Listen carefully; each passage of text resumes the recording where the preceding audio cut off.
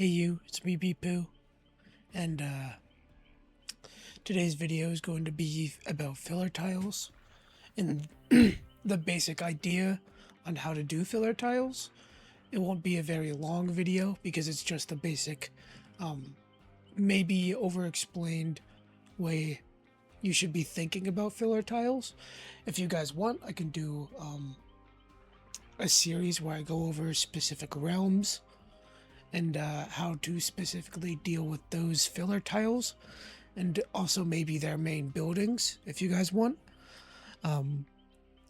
But yeah, today's video will just be about the basic idea of how you should be thinking when approaching a filler tile. Alright, so I'll go over maybe a little bit of Azerov's today, but when you look at a filler tile like this, you gotta figure out which side is the longer side. This side is the longer side because it curves a lot more, and this tree makes it a little bit bigger. And this one's the shorter side because it doesn't curve too much, or there's not a lot of bulging parts like this side. So you would ideally want the survivor on the longer side, but it is still, if you have low enough ping, to cut off on smaller sides. So, the first thing you gotta think, what is around the loop? I see this fun bus, I see this tree, I see that tree. So, those are a lot of things for my second leap to go to, because the idea is you want to leap from the pallet onto something else over here or maybe over here, and then your third leap goes back into the pallet. So, let me get back enraged and show you guys what I would do here. So with all of those in mind, I said I saw the fun bus, I saw this tree, and I saw this big tree here. So there's three ways I can do this. I can go for a 180 velo where I shoot here, then as I'm going back around, I'd shoot back here.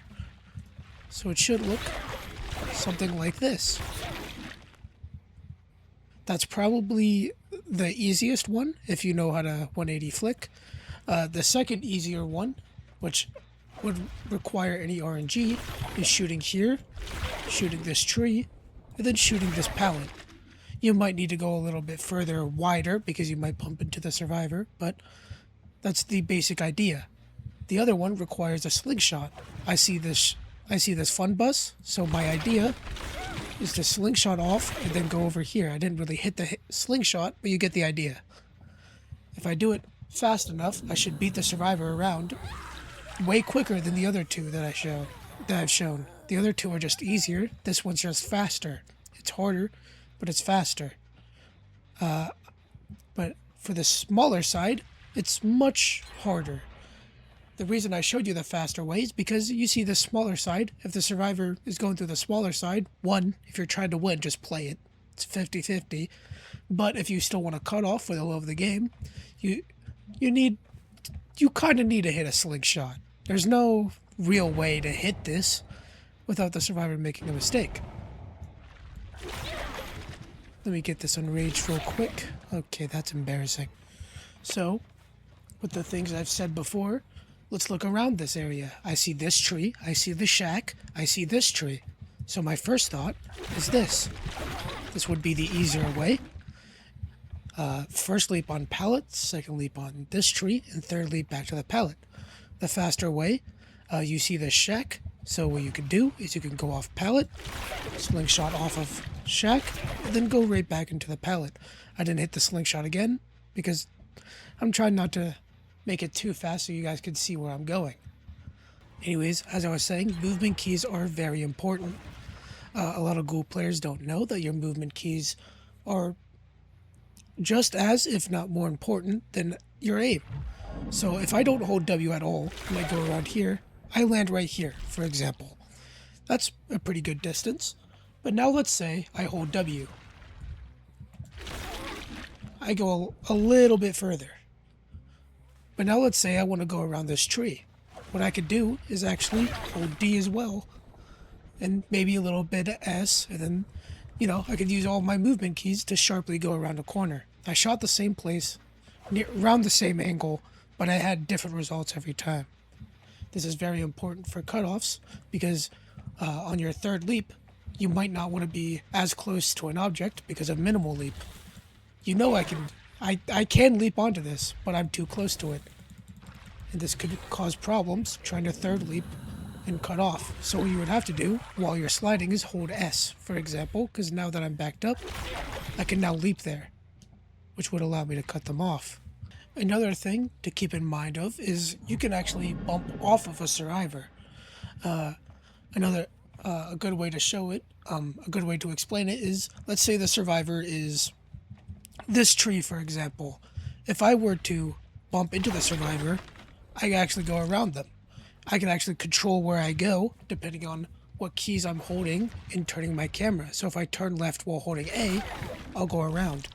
This is very important for, say, this loop. Let's say I go for a velo like this. Okay, I kind of messed that up, but you get the idea. And then the survivor's standing right here. Instead of just bumping into their back, I would turn right and hold D, and then do this kind of C-shaped thing, and then go around them and cancel. Let's see if I can hit that again.